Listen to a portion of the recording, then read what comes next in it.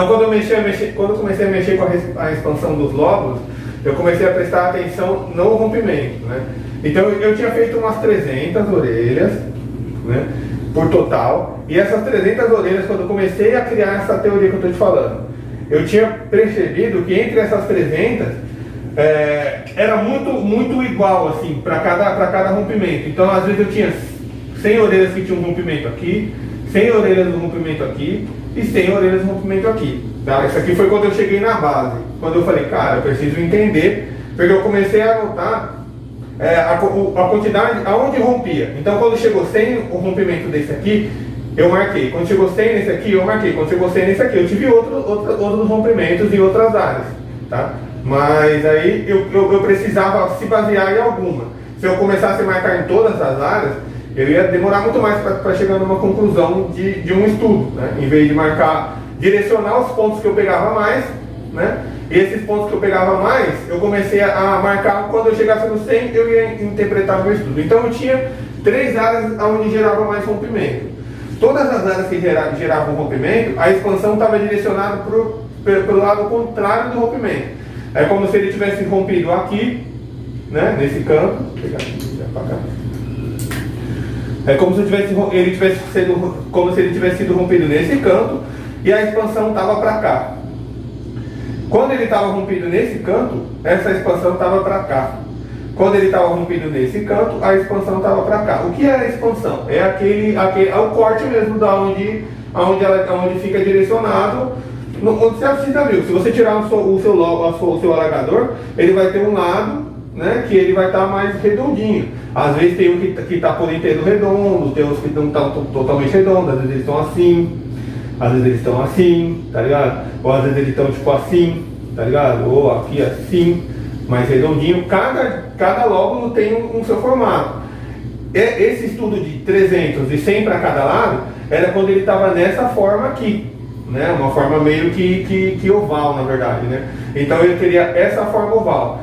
Quando eu comecei a tentar entender, eu falei, mano, por que rompe aqui e tal? Eu fui buscar uma informação sobre uma expansão vindo de um cilindro, né? Como se eu tivesse um círculo e eu fosse expandir esse círculo com uma coisa que começasse numa milimetragem menor e terminasse numa milimetragem maior. Então vamos dizer que aqui começasse com 0 não, com 1 milímetro e terminasse no 10.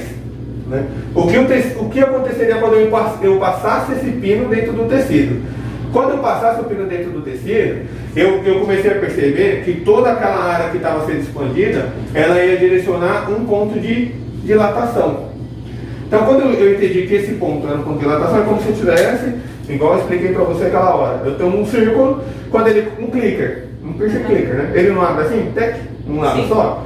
Então, só que se eu pegar o piercing, mais fácil de entender, se eu pegar um nostril para poder fazer a aplicação, um nostril de argola, normalmente a gente abre ele assim, de lado. Por que a gente abre ele assim de lado? Você sabe? Porque se abrir assim, ele vai expandir dessa forma. Ele vai perder a circunferência. Vai. O que é perder a circunferência? Quando a gente abre ele assim, esse ponto aqui, que seria o ponto contrário da área onde eu vou abrir, ele recebe toda a carga, toda a massa do círculo. Então é como se eu pegasse e abrisse, tudo que está aqui e está aqui ia ficar focado nesse ponto. Ele não vai retornar a forma que ele estava. Não, porque quando você abaixar ele aqui, você criou um atrito no canto da massa. Então é como se eu tivesse aberto esse clicker para lá e esse clicker para cá. Só que toda essa carga aqui, ó, é a carga de massa, certo? Essa carga de massa vai receber o que vem dessa ponta para cá e o que vem dessa ponta para cá. Então essa daqui é considerada o meu ponto de massa, certo? Quando eu comecei a associar isso aqui com a expansão de lóbulo, eu comecei a perceber que esse ponto aqui de dilatação, né, que era o ponto do círculo abrindo, era esse ponto aqui. Então era esse ponto aqui, certo? Então aqui eu tenho meu ponto de dilatação. Aqui eu tenho meu ponto de dilatação. E o contrário dele era meu ponto que recebia a massa. Então é esse aqui, que eu marquei como carga, tá? Então é meu ponto de carga agora, certo? Esse ponto aqui é meu dilatação e esse aqui é o meu carga. Esse ponto aqui é meu dilatação e esse meu ponto aqui é o meu carga.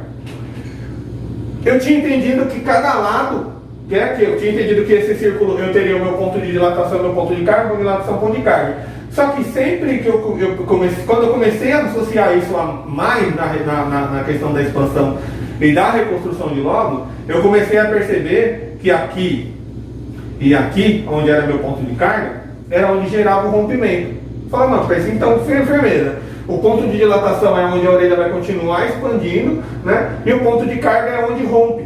Fala, putz, vou tentar entender mais sobre isso. Então eu comecei a pesquisar sobre uma bola, como se eu tivesse uma bola no elástico, né? E esse elástico que eu falei para você é o lóbulo, certo? Então eu tenho toda a massa do alargador empurrando o elástico para baixo, certo? Constantemente. Se essa bola aqui ela é mais pesada que o elástico, ela vai manter o elástico sempre esticado, certo? Se essa bola aqui for mais leve que o elástico vai jogar a bola para cima, certo? Então ele vai voltar ao normal. Só que o alargador, né, ele é a bola que está constantemente empurrando o elástico para baixo. Então a gente vai interpretar que essa bola aqui é a mais pesada do que o tecido, porque ela está sempre mantendo o tecido elástico. Só que ao mesmo tempo que o tecido está sendo empurrado para baixo, ele está fazendo força para empurrar para cima também. Então o alargador ele tem tensão em todas as áreas da orelha, né? Em todas toda a sua circunferência. Se eu direcionei o meu ponto de carga para a parte baixa da orelha, certo? Que seria para esse centro aqui. Esse aqui é esse aqui, tá? Fica fácil. E direcionei esse aqui, para onde vai ser meu ponto de dilatação? Para cima, certo? É como se eu fizesse uma linha. Esse ponto de carga aqui, né, esse ponto de dilatação aqui, ele vai estar direcionado para o antitrago, certo? Então se ele está direcionado para o antitrago, essa parte aqui em cima da orelha, a dilatação vai começar a se aproximar do antitrago. E aqui eu tenho a cartilagem, certo? Se eu já sei que o alargador tem tensão em todas as áreas, em todos os círculos, ele está sempre pressionando a cartilagem para cima, certo? E as bordas também, todas as bordas, todas as áreas, certo? Da orelha. Esse tecido está constantemente esticado. Então se eu pegar esse elástico e manter ele esticado por muito tempo, a tendência é com um elástico de calça, por exemplo. Se ele ficar muito tempo esticado, ele vai começar a soltar as fibras elásticas. Então vai desgastando ao ponto de romper. Então isso acontece aqui. Eu tenho uma constante pressão vindo de cima, certo? Empurrando o elástico, né? Só que eu tenho todas as fibras elásticas sendo direcionadas, o lóbulo, né? A volta do lóbulo sendo direcionada para lá, certo? E toda a massa, que é o alargador, tá? Então aqui a gente tem a massa agora, sendo pressionada no meu ponto de carga, certo? Então, como ele está sendo pressionado aqui é o lugar onde vai ter mais tensão. Por que vai ser o lugar que tiver mais tensão?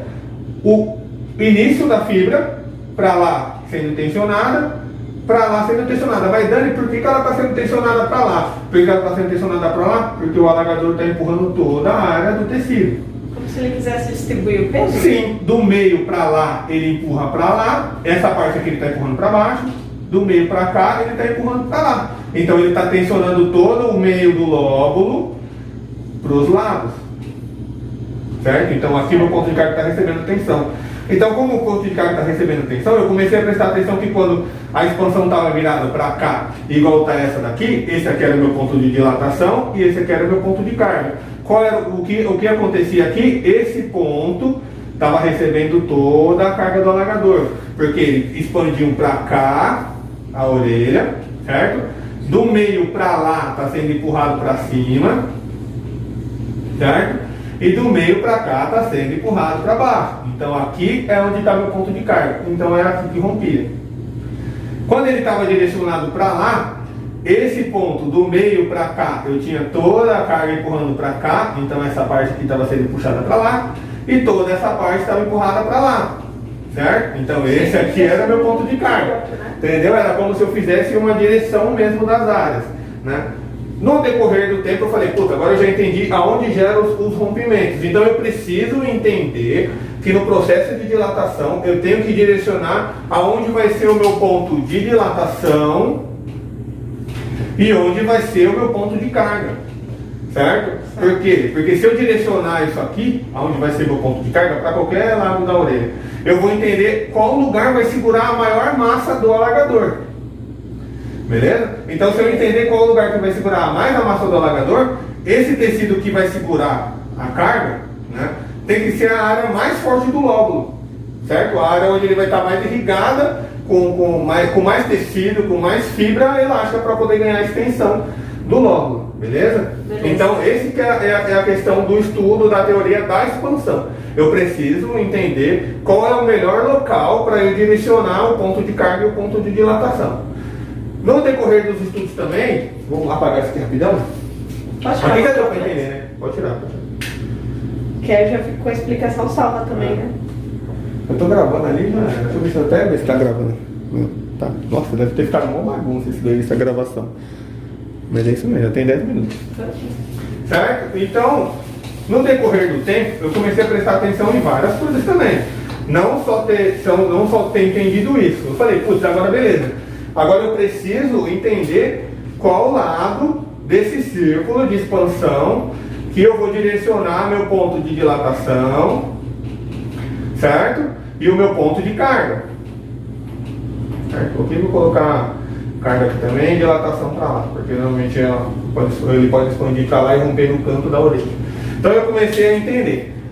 No estudo eu comecei a perceber que o catéter, certo? Ele tem uma ponta menor. Isso daqui todo mundo já sabe, que ele não foi desenvolvido para entrar e sair de um lado da orelha, né? Ele foi desenvolvido para entrar na veia, deixar o canudo, sair a agulha e ficar só o canudo para injeção, para que seja induzido o líquido.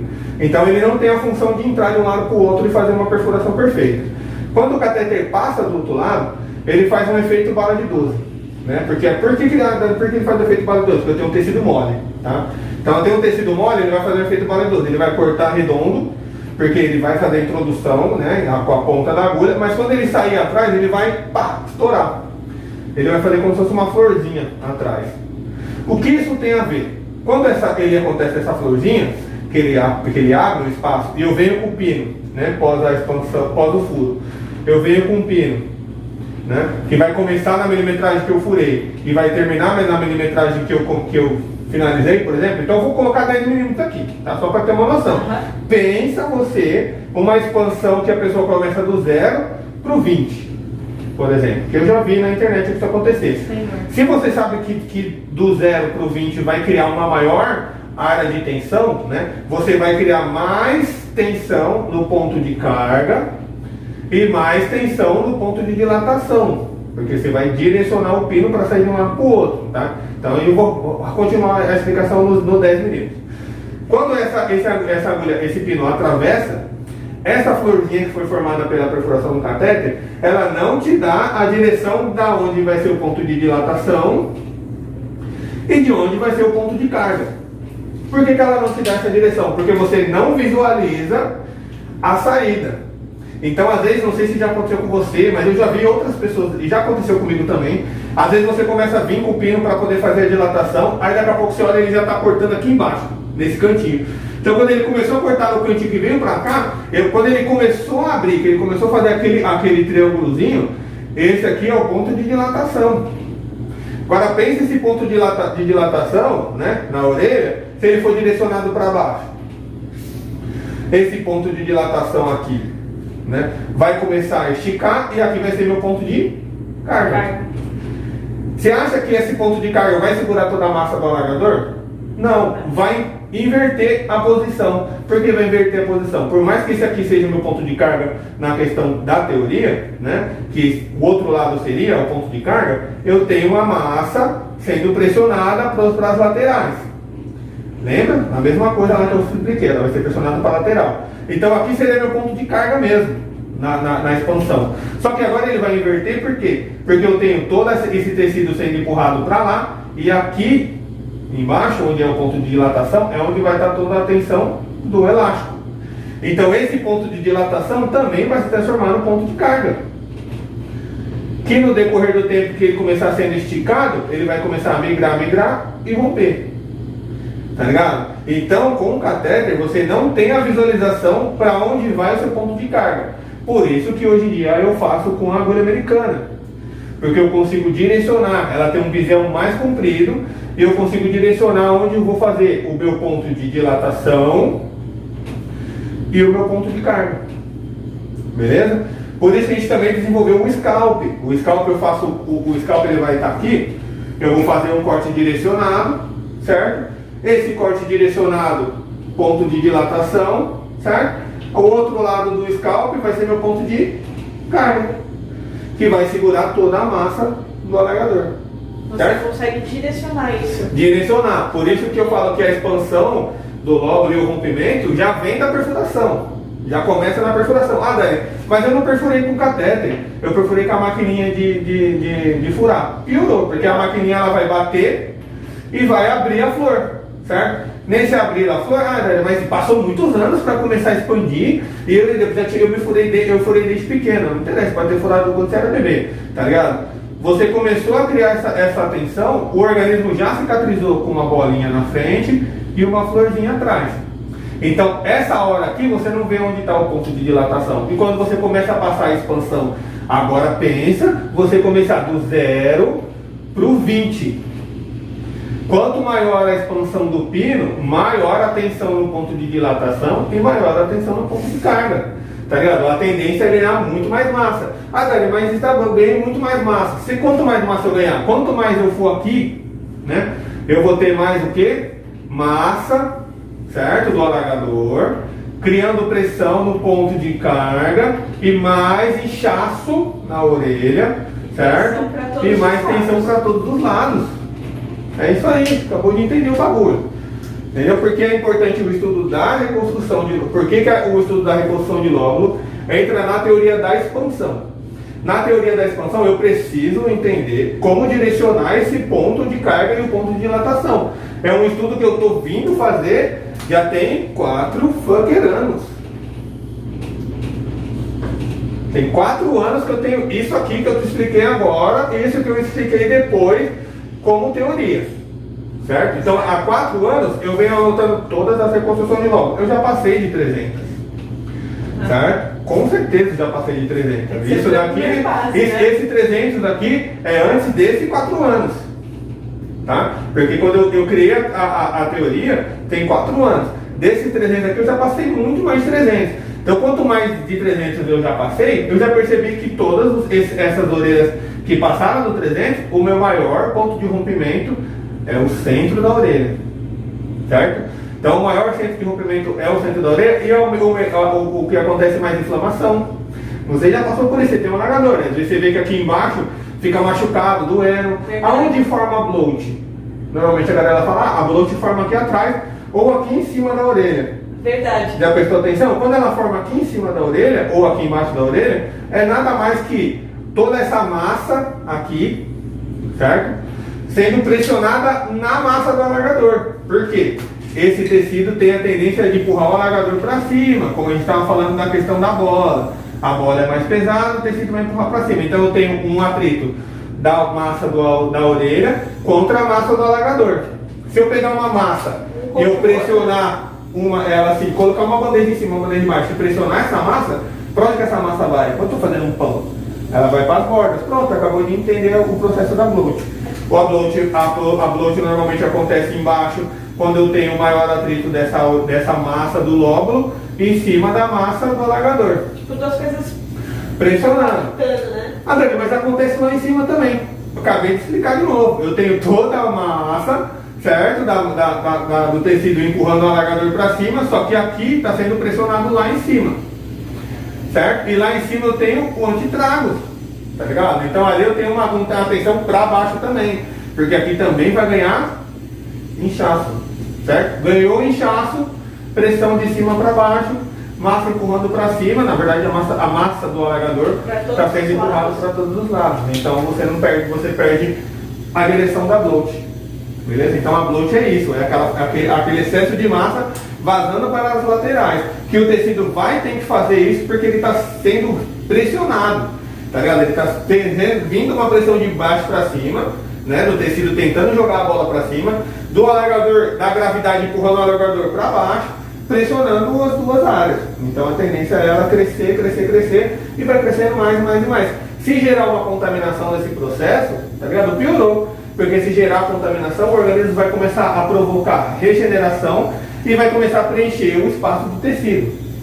Dani, eu já fiz uma vez o scalp e o cara cortou a orelha para colocar 10 milímetros, né? Por exemplo, fez o scalp e colocou 8 milímetros.